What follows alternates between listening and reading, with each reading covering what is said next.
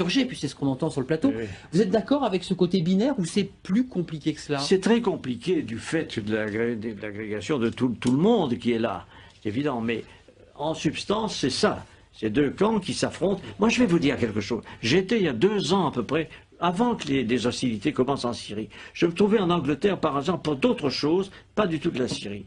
J'ai rencontré des responsables anglais, et quelques-uns qui sont mes amis m'ont avoué, en me sollicitant, qu'il se préparait quelque chose en Syrie. C'était en Angleterre et pas en Amérique.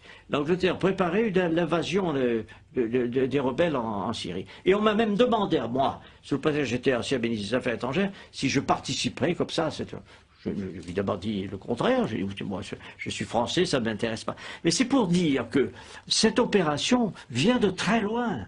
Elle a été préparée, conçue, organisée. Dans quel but Excusez-moi, dans quel but? L'idée de le renverser de Bachar, c'était quoi le but? La finalité? Mais dans le but très simple, de destituer le gouvernement syrien, parce que dans la région, il est important de savoir que ce régime syrien a des propos anti-israéliens. Et que par conséquent, tout ce qui bouge dans la région autour, moi j'ai la confidence du Premier ministre israélien qui remonte très longtemps, qui m'avait dit on essaiera de s'entendre avec le Premier ministre, avec les États autour. Et ceux qui ne s'entendront pas, on les abattra. C'est une politique, c'est une conception de l'histoire. Pourquoi pas, après tout? Mais il faut le savoir. Frédéric